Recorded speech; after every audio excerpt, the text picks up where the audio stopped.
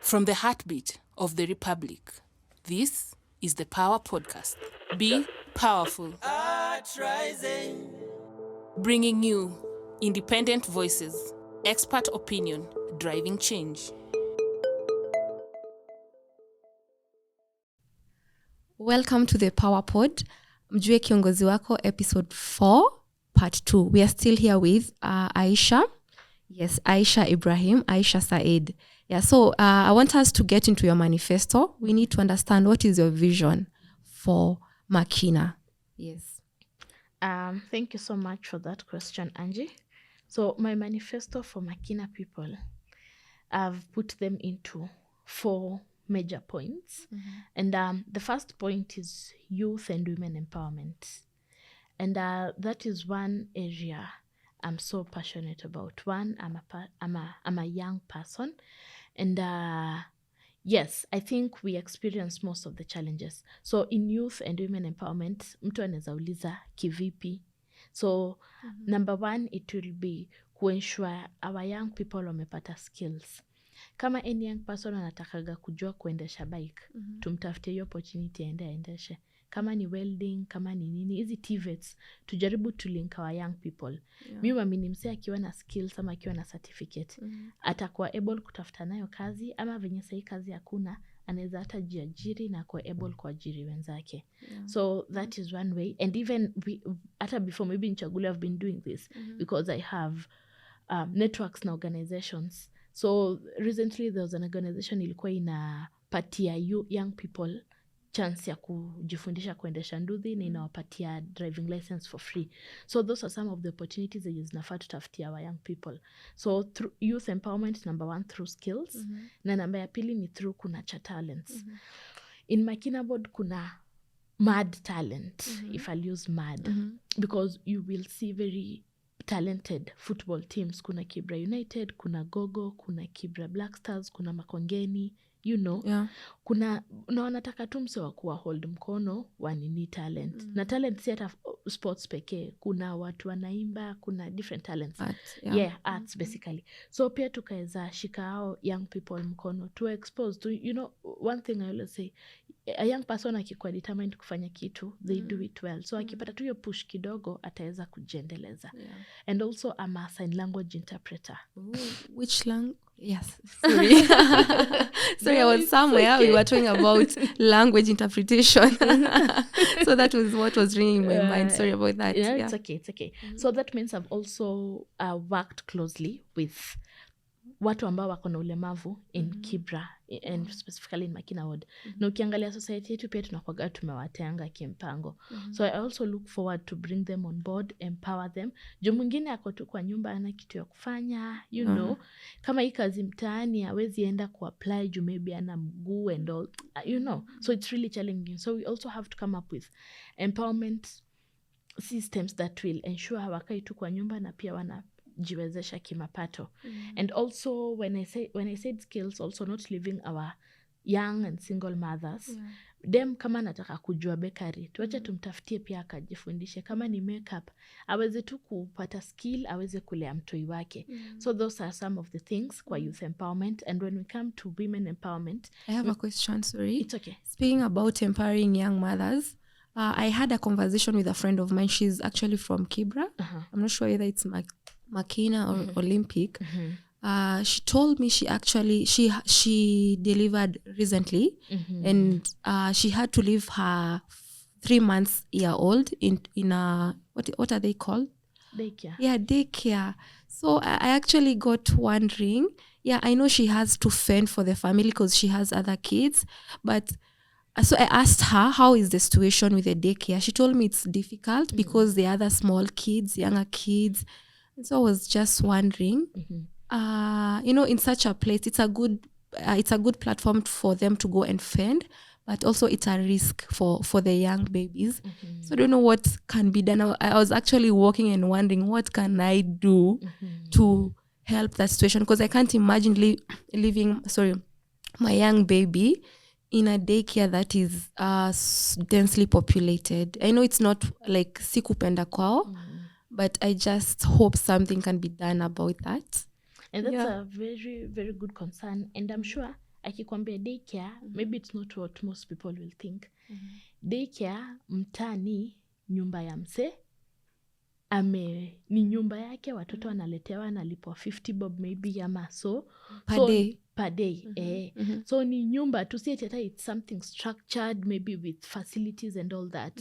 So I'm just adding to your point that the situation is very sad and bad. Juu hata kikwambia daycare, imaanisha it is something structured. You know, when we say daycare, we expect a place where our kids watakaa fiti, kuna place ya kuchange, ya kukula.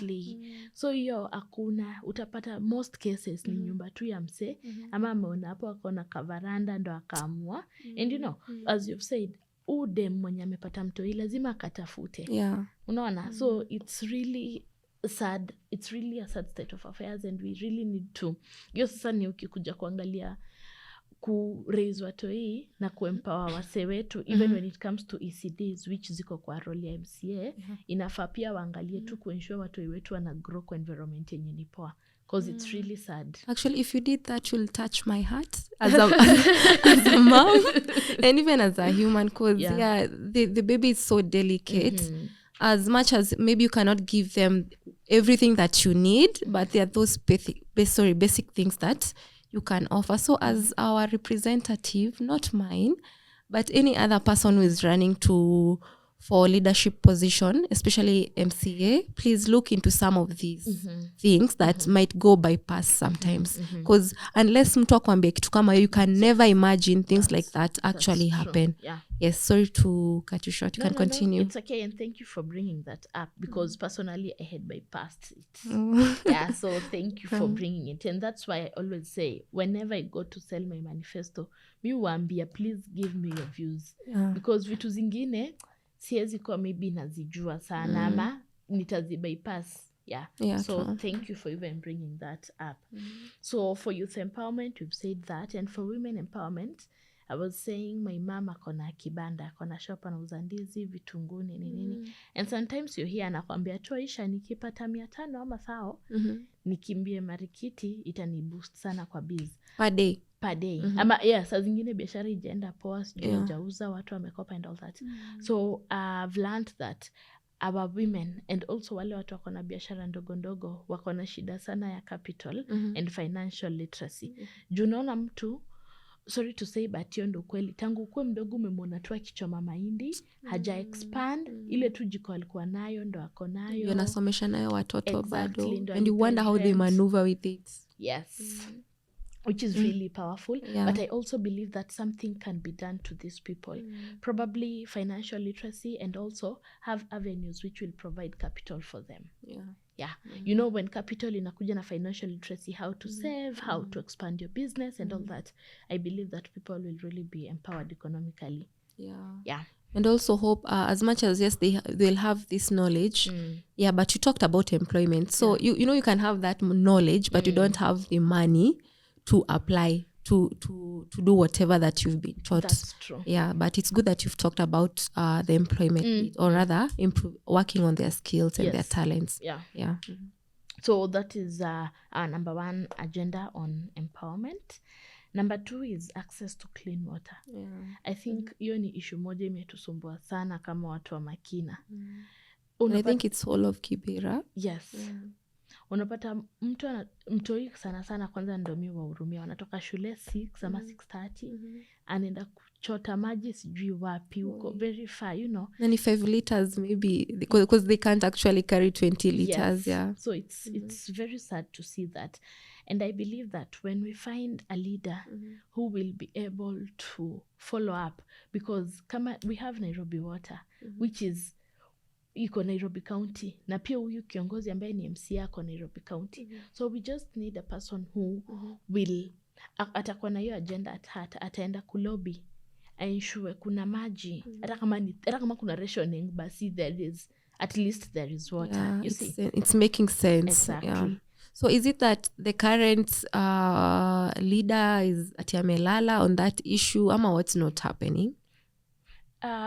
especially on the water bit, On the- because water is so basic. Yes, on the water bit we have a ward line 7 kuna saa ingine wako na maji but Makina haina, so you really wonder, is it really the leader ama what's really the issue? But I believe it all lies on the leadership.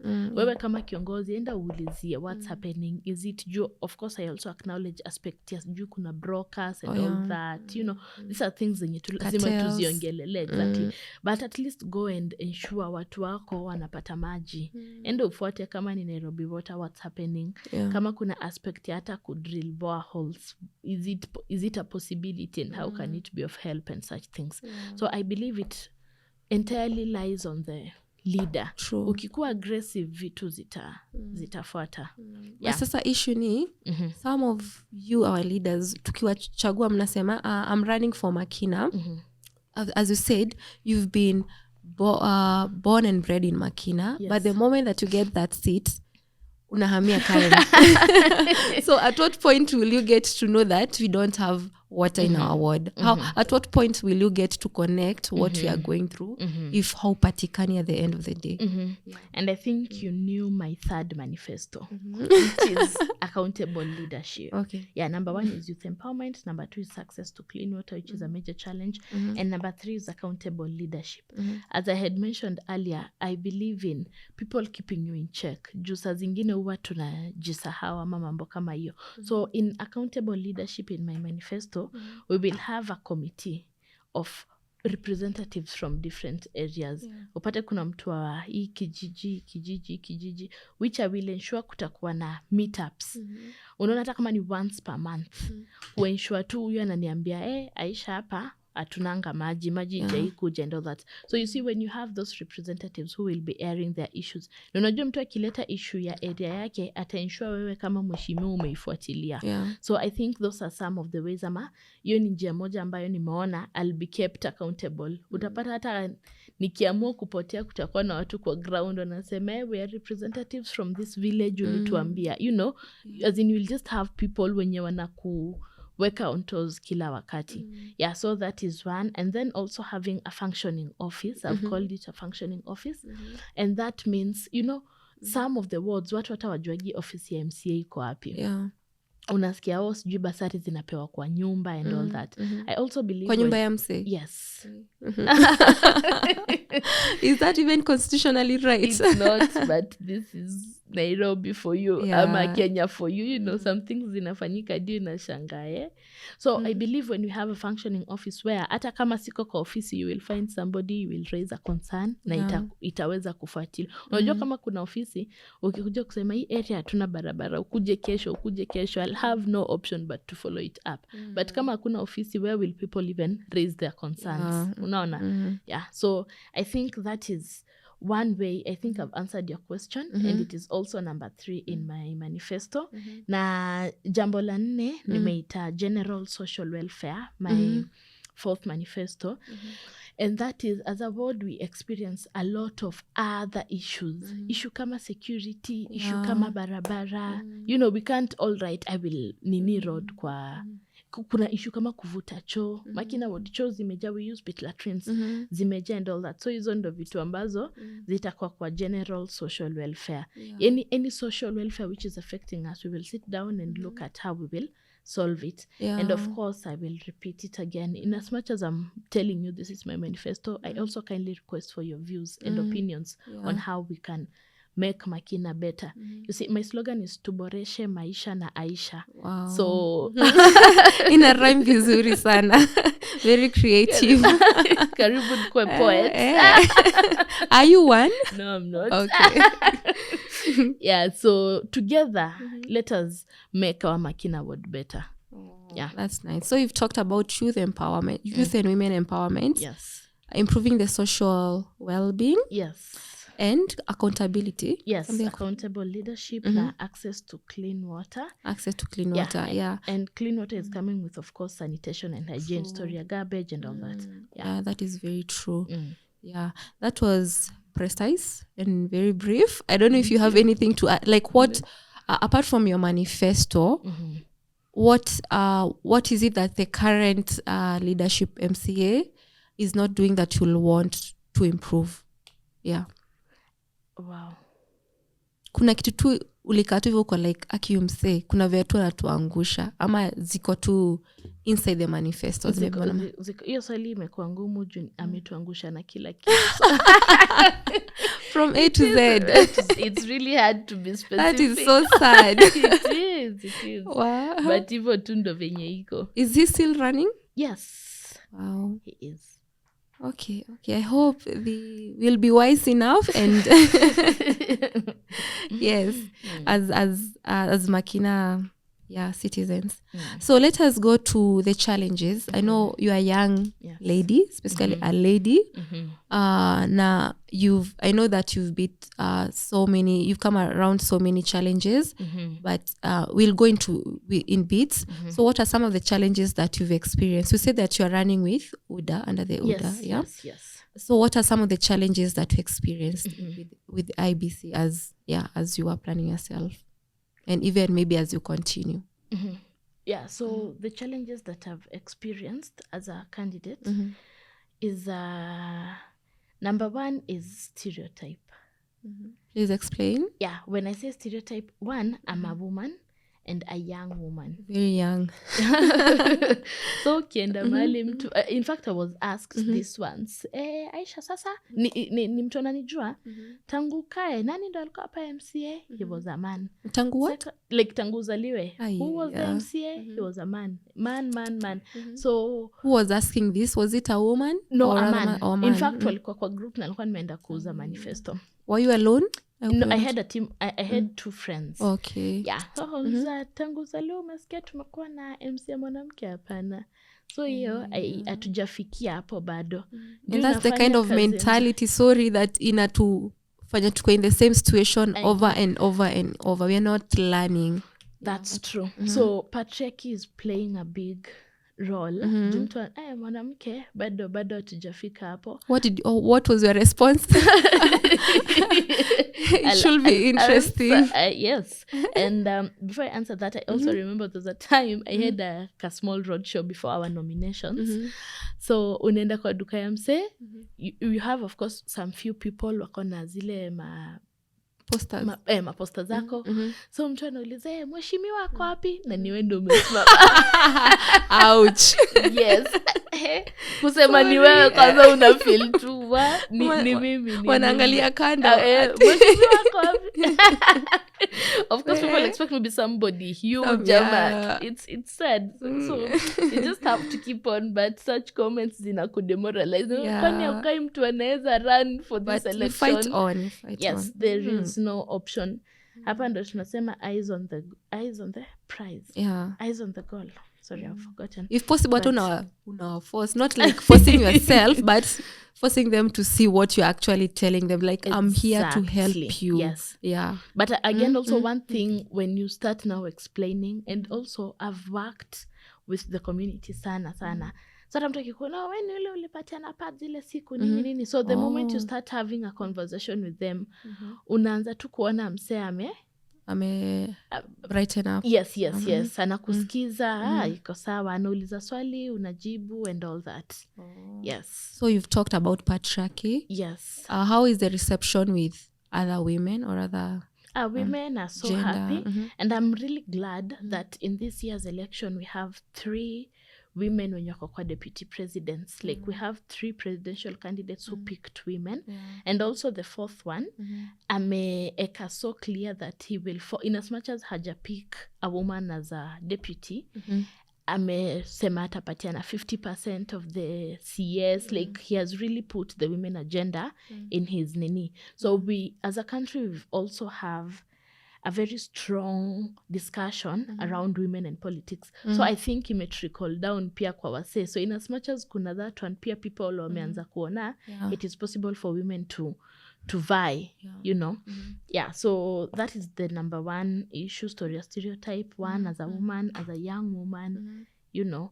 Yes, and also pia story ya chama, you know, vying Yeah. a new DA. That was actually my next question. 'Cause Wanasema ni bedroom. Yeah. Kulza uko sure msichana. And you see even my MP, Mariga, who is the MP aspirant, alipigwa in like 2 weeks ago. Yes, he had gone to campaign somewhere na akapigwa. Juu anasema yeye ni UDA na ameenda kwa zone ya like it's really, yes, alivunjwa hadi mkono, and those are some of the fears ama security issues zenye unaogopa. Pia mimi sikuji kunifanikia. Yeah. So what are you doing like in connection to that in terms of security as you go on doing your campaigns? One, of course, I ensure I don't walk alone, and I don't campaign at night. Yes, I think those are the nini. But also in Makina ward, hatuko that extreme. Yeah. Yes. Yeah, but please preach peace even as you go. Let the citizen know it's not about Aisha, it's not about P or A. It's about your needs as citizen. And as you said, your needs being represented. That's true. Yes. Yeah. Yeah, please preach peace. Now, if anyone is listening, let this not be personal. Yeah, let us above everything else, as we get passionate about these candidates, also let's remember we have a life to live past the elections. Yeah. That is so important. Thank you. Yeah. Yeah. Are there any challenges that you faced in your family? You mentioned you have a mom. Yes. Yes. How is the reception? Were they supportive? Kuna wengine walisema Aisha bado wewe ni mdogo ama walikuchallenge? How has it been? One thing I must say is that I'm really grateful to God. I have a very supportive family. Yes, in fact, I think maybe it's because I also come from a political family, maybe. Oh, okay. You didn't mention that. It should have been in the introduction. Really? Yeah. So my father died in 2013 for MP in Kibra. He was vying against the late Ken Okoth. Yeah, so he was the TNA candidate against the ODM, the late Ken Okoth, and of course Ken won. So yes, so I think hapa ndo anasema hii iko kwa damu. But again, people are also saying ni ameniforce. Hapana. Actually, I was to ask, is he the one who not forced you per se, like pushed you kwambia you can do it, ama you just he inspired you? Maybe ama maybe sijui kama ni inborn ama, because I even remember hata nikiwa mdogo mimi ndo nilikuwa napanga watoto hata kucheza kalongo, pangeni laini, kaini prefect. Exactly. I was a prefect in primary. In high school I was a prefect. KU in fact nikivai student leader, he didn't even know, nilimuita tu swearing in. What? Yes, so I think it's something that I've always imekuwa tu ndani yangu. Yes. So I think for that particular reason I'm grateful to have very supportive family. Yes. Oh, that's nice. And your friends, what are they saying about the whole, especially maybe people who know you mkicheza kalongo shule? Maybe I hope haoni bado kale katoi. Do they believe in you? Yes, they do. Most of my friends, they've really been supportive. Hata nikienda rally, hata kama mtu ayuko Makina ward anakuja posting in their social media and all that. So I'm really grateful to my friends and family who have been so supportive, and I believe it is so important. Most times politics is so draining. Yani unaamka tu unashangaa nini nilijiingiza, ningeamua tu nifuate career. I was actually to ask, you are running under UDA, sorry. Yes. And I know there's a lot of financial demand. Yes. How did you maneuver that? That is my challenge number 2. Mimi nakimbia sana. Yeah, so I was saying I'm really grateful to my friends and family. Yani watu wamenishikilia ile kabisa. Even mtu anakuambia Aisha uko wapi? Kuja hapa. Kuja tu tukunywe chai ama you know. Ama mtu anakupigia simu campaign. Yani I've had a very strong support system from my friends and family. Let me take this opportunity kusema asanteni sana. Na kutuma salamu. Of course I can't mention you all, but I'm really, really grateful and I don't take it for granted. But again, and I'm sure every other candidate who will come here will attest, I've also lost so many friends. Oh, you have? Yes. Because they are in the opposition or why? Some are not really. Sijapata hiyo sana, but of course nimepata wale watu wako hiyo upande ingine. But not, I don't think so. But sijui, but I've become, I don't know whether it's the nature of politics zenye imewa push back. I really don't know. But yes, I've also lost so many friends in the political journey. Yeah, which is tunasema ni sawa tu. Ni life. So another challenge is apart from stereotypes, you're being a woman, being a young woman, another challenge also imekuwa story ya finances. You know, I've like never worked. Niligraduate tu last year, so bado nilikuwa na hustle hapa kule. So and during the nomination I was competing against 6 opponents.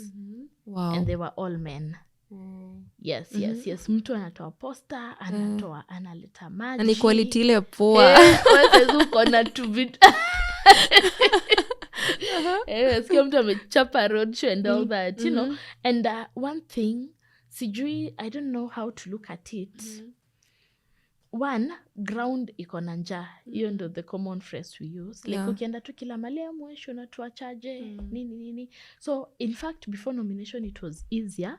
Juu mtu anasema najua ukipita nomination you will become property ya chama, so they will finance you, which they have not done. So it is even more challenging. Unajua uko before ukiuza sasa unasema wewe ni mtoto mdogo kweli una pesa, but unajua tukikupitisha after nomination tutakula vizuri. So ndio hiyo wamekupitisha nomination. Bado chama haija to support, which is the truth. It has not yet. So it becomes very hard. Before nomination you came with the story ya you know saisi na nini. So now and then mtu ana associate to UDA Ruto money. So unaenda campaign wasetu wana expect tu madoendo. Exactly. It's really a challenge. Alafu sahi kwambia msea una yani it's crazy. And it's very challenging. Juu and then also ukiangalia also my circle of friends, most of them ni wenye tulisoma nao kampuni nini. So hata to expect them to like changia you like you know it's somebody yes might be so much willing to help, but and then saipi economy imefinya kila mtu. So it's really a challenge. Na ukiangalia kama Makina ward we have around 27,000 voters. And then being a slum, being a kijiji, watu wako densely populated. Kama tuko hiyo plot yetu watu ni 200. And then say kila mtu, mtoto ana school fees. Sijui. Yani real issues, you might be so much willing to help, but you're not in a position. So financial constraints, and then also, unavaina wase wako na do. Like 2 of my competitors, one ni incumbent, amekuwa kwa kiti, so akona kakitu, amebrand magari, mwingine amekuwa nominated MCA, so pia yako akona, so it really becomes a challenge too. Na sasa iwezi enda mahali tu uze sera alafu utoke hivyo, inakuwa ngumu. So I must say as a young person we are really struggling. Yeah, but the narrative should change, especially towards a citizen. Like I don't get at what point did elections and being a leader become so expensive. Because whatever you are doing, si ati unawauzia, it's for their own sake. So we should change the narrative as citizens also to those that are running, the aspirants. Let's not brush everything else with money, that as long as I have money, that's a ticket. Let it be more about a service delivery and improving the situation in our wards and in our country at large. As we come to a conclusion, because I know you had mentioned about accountability, so I won't go into that. You say that you're working on ways on how the citizens, or rather Makina people, can hold you accountable.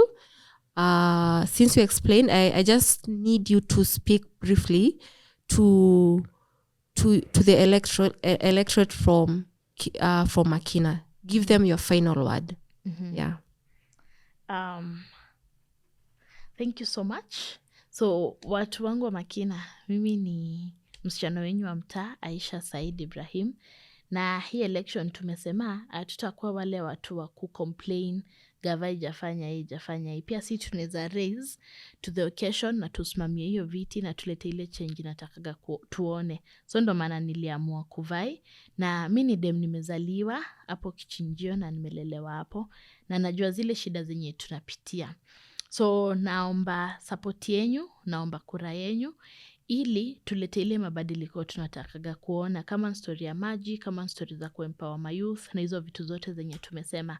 So naomba tufanye kazi pamoja tuboreshe maisha na pia pamoja tubadilishe makina yetu.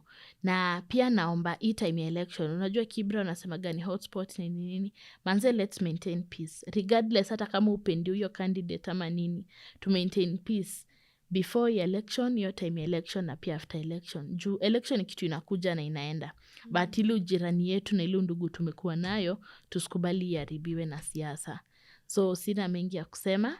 Naomba tuchague wale leaders wenye tunaona wako na interests zetu at heart, na tukae na amani na Mungu awabariki. Asanteni. Thank you so much, Aisha Said, for agreeing to come to be interrogated and you expose yourself. But out of this discussion, I'm sure that people have heard what you have for them, and we wish you all the best.